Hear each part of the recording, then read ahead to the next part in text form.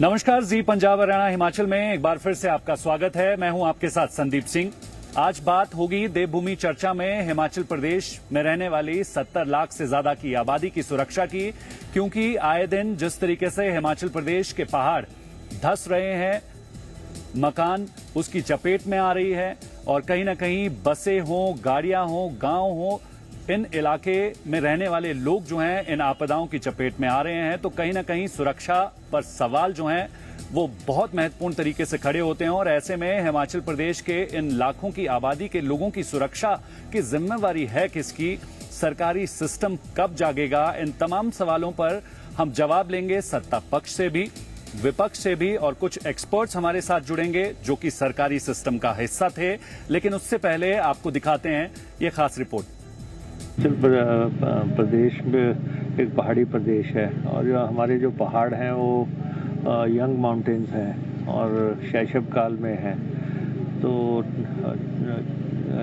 जहाँ पे हमारी बड़ी सड़कों का निर्माण हो रहा है या हमारे ब्रिजेस बन रहे हैं या टनल्स बन रहे हैं, तो हमें एक बार रिव्यू करने की ज़रूरत है कि पहाड़ का जो प्रेजेंट डेवलपमेंट का मॉडल है ये सस्टेनेबल है या हमें उसमें कोई फेरबदल करना है।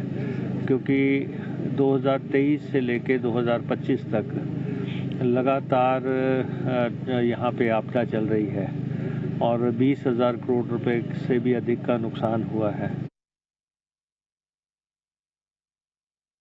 16 लोगों की 16 दुखद मृत्यु हुई है और मेरी परिवार के प्रति संवेदना है जिन परिवार ने अपने सदस्य, और कुछ जगह तो ऐसा है कि एक एक परिवार के 4-4 सदस्य भी चले गए हैं।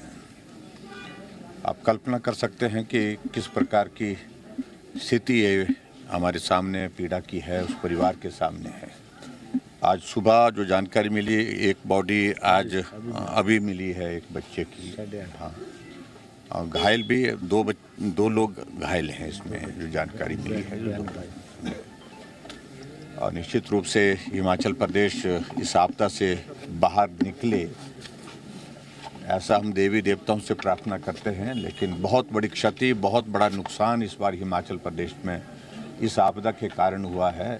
ऊपर से जो भूस्खलन हुआ है जो पहाड़ का, बिल्कुल जहां बस पहुंची उस बस के ऊपर ही गिरा, आगे पीछे नहीं, उस बस पर ही, जैसे एक तरह का जैसे एक लक्ष्य, एक टारगेट के साथ जिस तरह से गिरा, ये बहुत ही पीड़ादायक है। और मेरी बहुत सारी संवेदनाएं हैं इस सारी विषय को लेकर के, मुझे सिर्फ इतना ही कहना।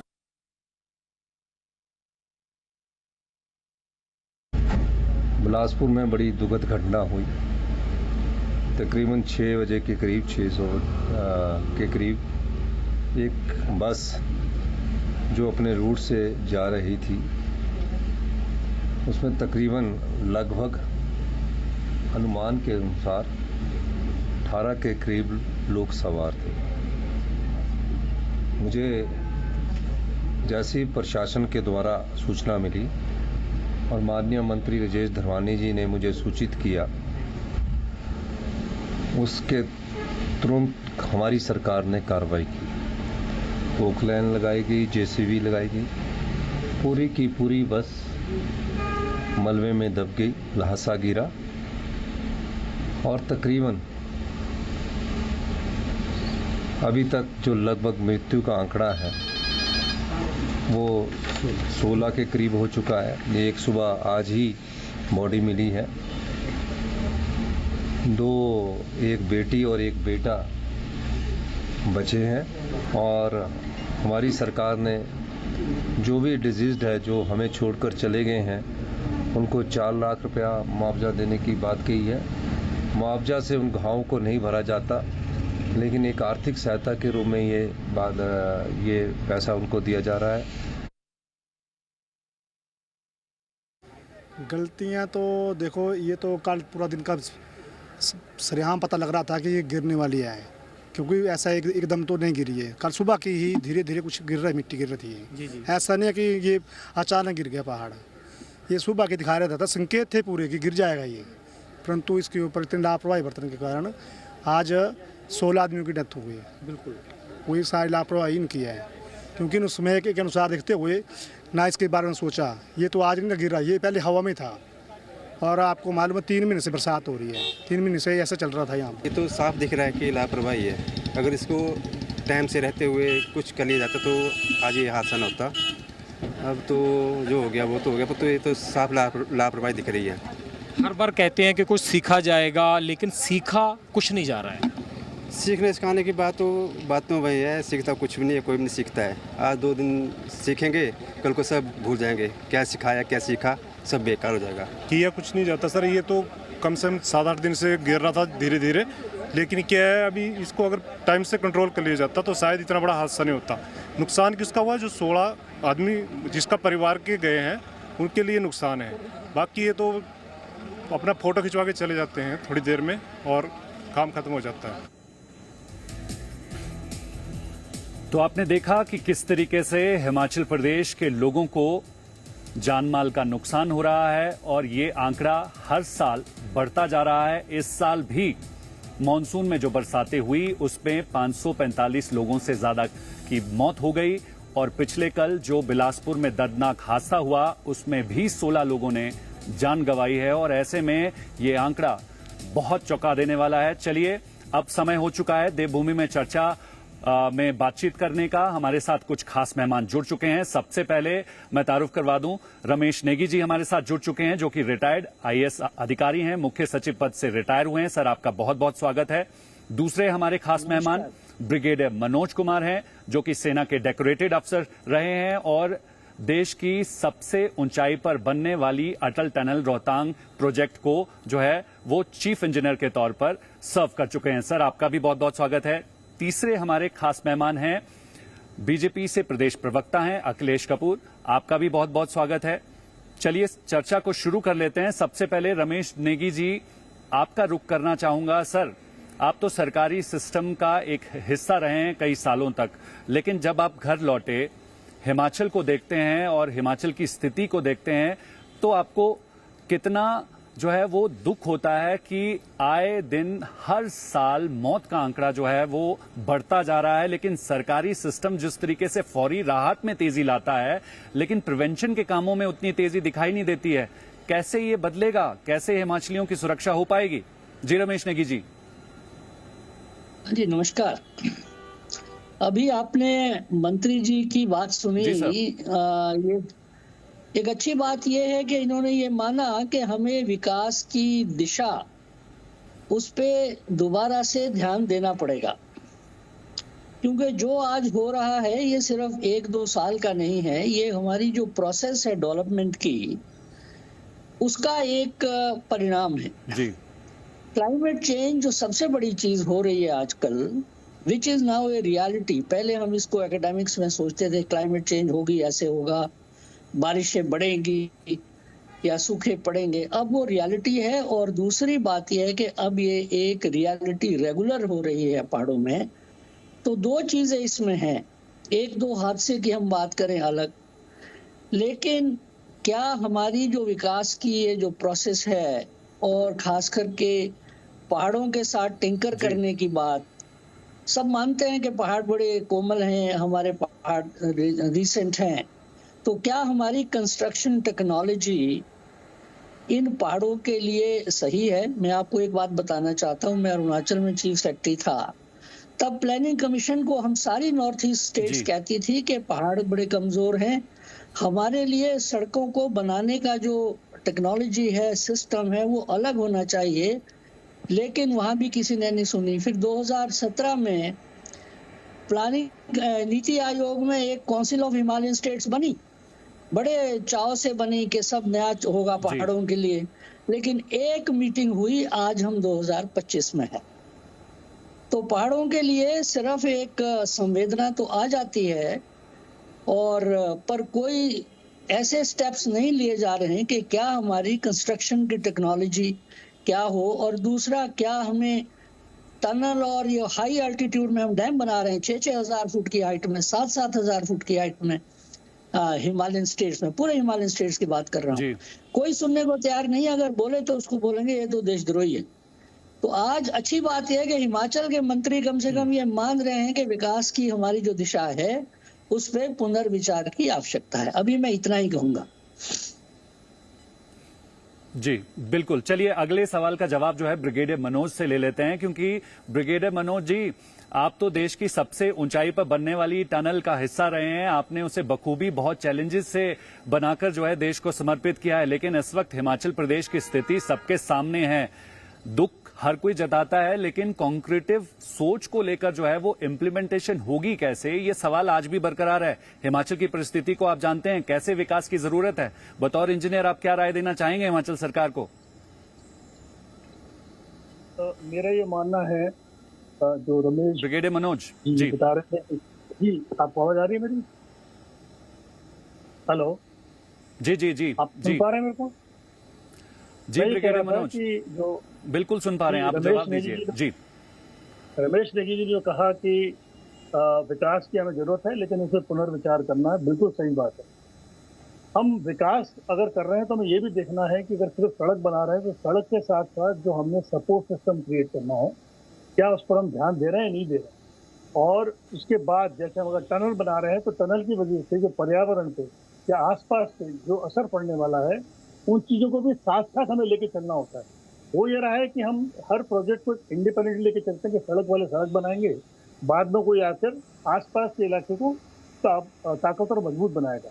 मैं एग्जांपल दूंगा, जब अटल टनल का बनने का कार्रवाई आई थी तो अटल टनल के पास भी जब हम लोग आगे बढ़े थे तो सीरी नाला मिला था हमें, और सीरी नाला के पास हम लोग करीब 4 साल फंस गए थे, बिकॉज नाला ऊपर था और टनल नीचे जब बन रही थी। और जब शुरुआत में प्लान था कि करीब 50-150 मीटर का होगा, उसको हमने चलो क्रॉस कर लेंगे, लेकिन बाद में रियलाइज करा कि 562 मीटर करीब हमें जो है वो 900 पानी का रिसाव हमने वहाँ फेस करा। अब यहाँ पर आता है कि जो प्लानिंग होती है, प्लानिंग सबसे इम्पोर्टेंट होती है किसी भी प्रोजेक्ट के अंदर। हम लोग मान सकते हैं कि 150 मीटर का 200 हो सकता है, 200 का 250। सिमिलरली जब कोई सड़क जो भी बन रही है, सड़क के आसपास भी हमें वो एरियाज आइडेंटिफाई करने के, लाइकली एरियाज जहाँ से पानी ऐसे समय पर आके रोड को डैमेज कर सकता है, इंफ्रास्ट्रक्चर को डैमेज कर सकता है।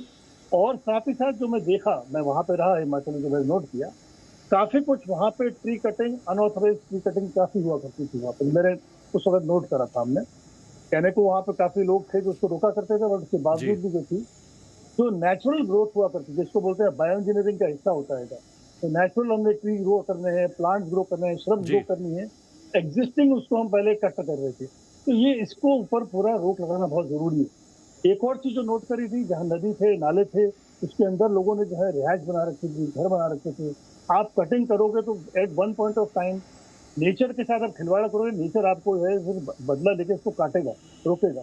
तो इन सब के लिए आपके लिए हमारे लिए जरूरी ये है कि सबसे पहले हमने इंश्योर करना है कि हमारी जो कोई भी प्रोजेक्ट होगा उसके अंदर सब चीज़ों को, पर्यावरण को ध्यान रखते हुए, नेचर को ध्यान रखते हुए, सपोर्ट सिस्टम को ध्यान रखते हुए आगे बढ़ना।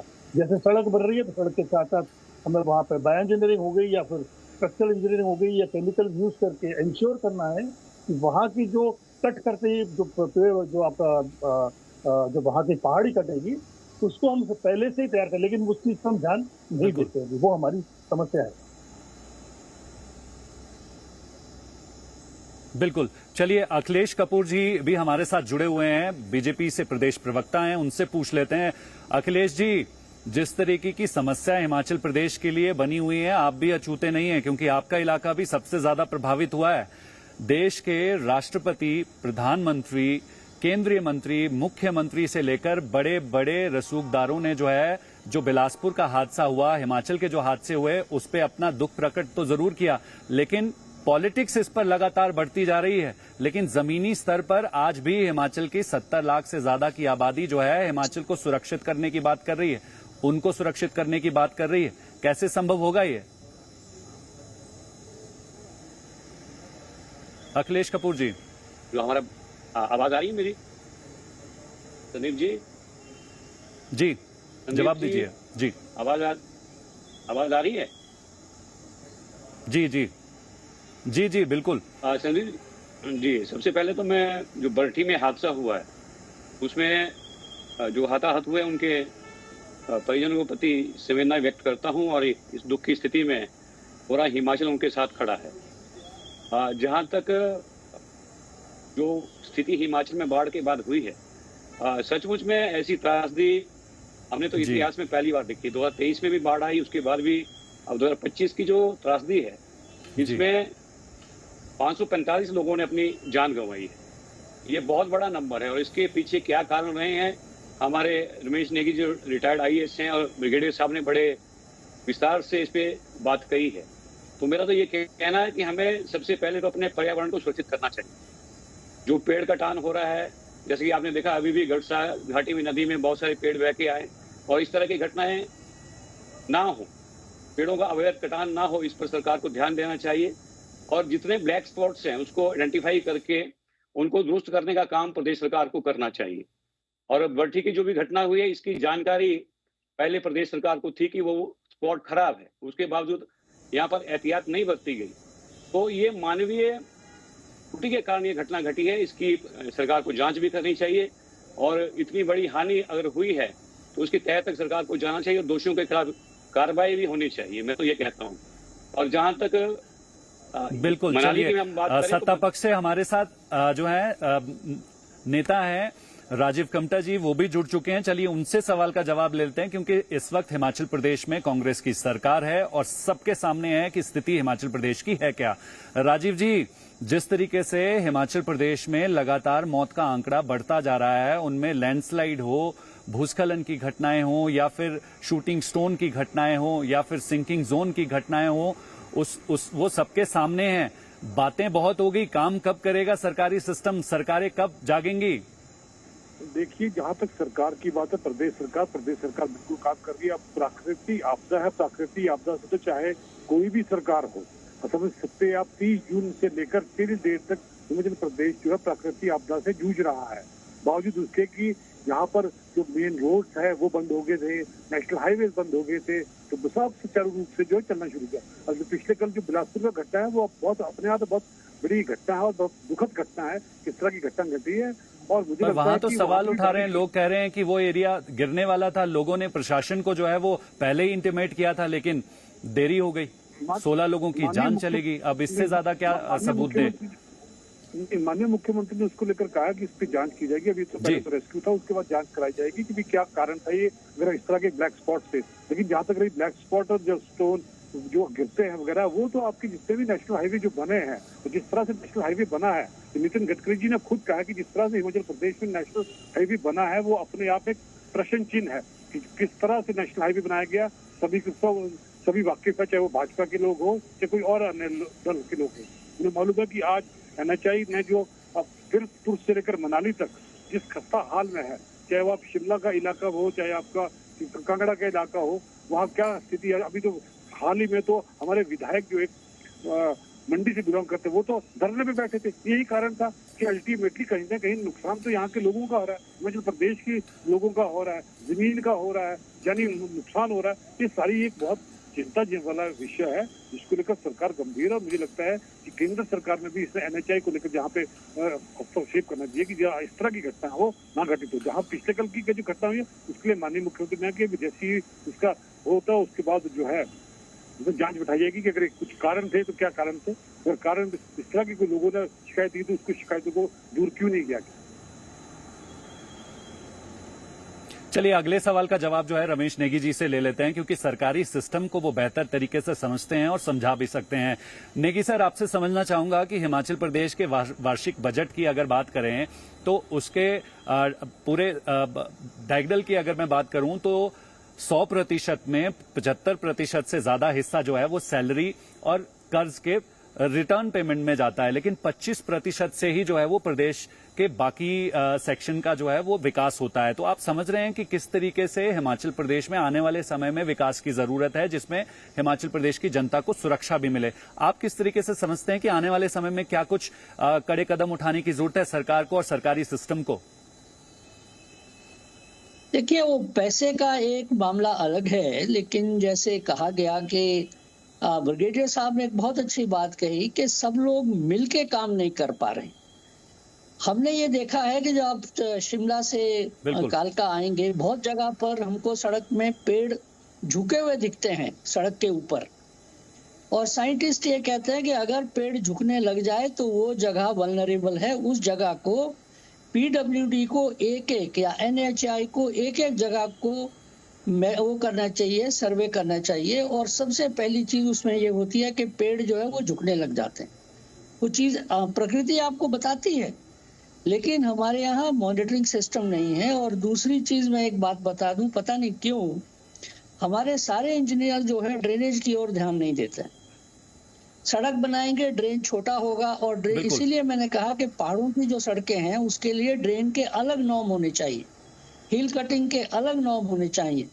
तो जो आपने पैसे की बात करी, वैसे तो हिमाचल एक ऐसी स्टेट है जहां इंडिया में सबसे ज्यादा पर 1000 और 10,000 एम्प्लॉयज हैं, तो सारा पैसा बहुत सारा उसमें जाता है। लेकिन फाइनेंस कमीशन में आपको फॉरेस्ट की ग्रांट मिलती है, स्पेशल ग्रांट फॉर फॉरेस्ट। और दूसरा, अब इतनी बात कही जाती है कि पावर से हमको बहुत पैसा आ रहा है, तो ज्यादा कमी जो है वो एडमिनिस्ट्रेटिव एफिशिएंसी की है।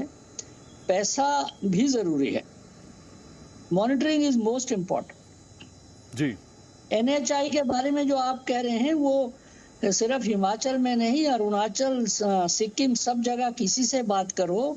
एनएचआई की एक समस्या ये हो गई कि जब बीआरओ काम करता था तो उनके अधिकारी सारी जिंदगी सरकार में रहते थे, और अधिकारी जो है मरते दम पर सीबीआई हो सकती है।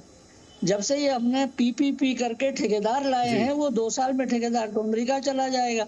आप उसको कैसे अकाउंटेबल करेंगे?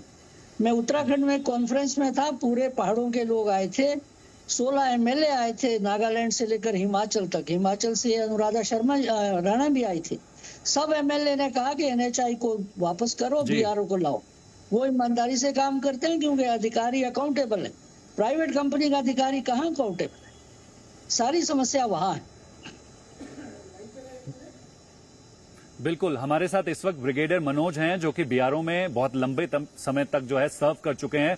ब्रिगेडियर मनोज, जिस तरीके से हिमाचल प्रदेश की सड़कों की लंबाई की अगर मैं बात करूं तो 40,000 किलोमीटर से ज्यादा की लंबी सड़कें हिमाचल प्रदेश के एक कोने से लेकर दूसरे कोने को जोड़ती हैं। समस्या सिर्फ एनएचआई की नहीं है, पीडब्ल्यूडी की भी है, इंजीनियर्स की भी है, सिस्टम की भी है। अब सड़कें तो चाहिए, लेकिन पहाड़ों के दर्द को कौन समझेगा? आप बतौर इंजीनियर समझा सकते हैं, क्या कहेंगे, क्या सुझाव देंगे?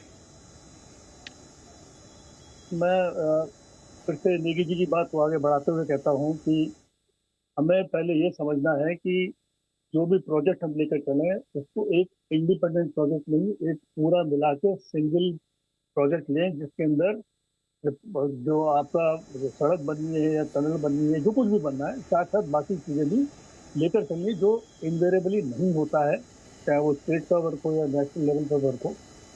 अब जब हमने अटल टनल का काम किया था तो उसमें फॉर्चुनेटली सभी चीज़ें इंक्लूड हुई थी, इंक्लूडिंग 13 अवलांच स्ट्रक्चर्स भी हमने बनवाए थे, हमने साथ में 2 ब्रिजेस भी बनवाए थे। इन सब चीज़ों का उसमें इंक्लूडेड था, इसीलिए वो प्रोजेक्ट जो अपनी तरफ से एक अच्छा प्रोजेक्ट रहा।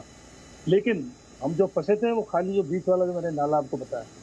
अब मैं उन्हीं की बात को बोलता हूँ कि जो एनवायरनमेंट होता है या जो टनल जो कुछ भी होता है वो आपको बात, लेकिन बात करने वालों को या सुनने वालों को व्यक्ति भी होना चाहिए।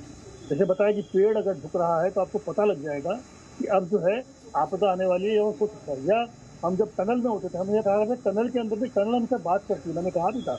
बिल्कुल ब्रिगेडियर मनोज, आपकी बात को रोकना चाहूंगा क्योंकि आखिरी जाते जाते जो है वो मैं सत्ता पक्ष से सवाल का जवाब लेना चाहूंगा। राजीव जी, आप सुन रहे थे, ये इंटेलेक्चुअल बातें हैं जो आने वाले समय में हिमाचल प्रदेश के लिए बहुत जरूरी है इम्प्लीमेंट करना इनको।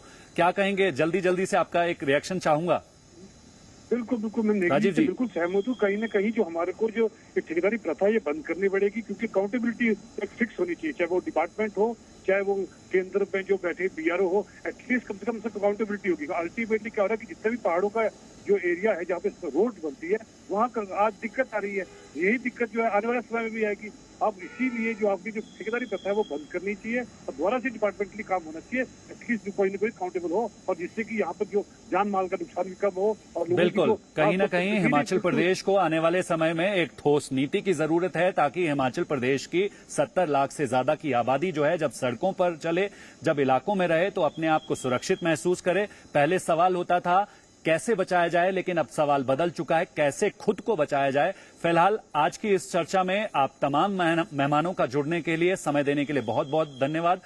अब जिस तरीके से हमारी ये चर्चा हुई है, आने वाले दिनों में हिमाचल के और अहम मुद्दों पर हम देवभूमि में चर्चा जारी रखेंगे। फिलहाल के लिए मुझे दीजिए इजाजत। धन्यवाद।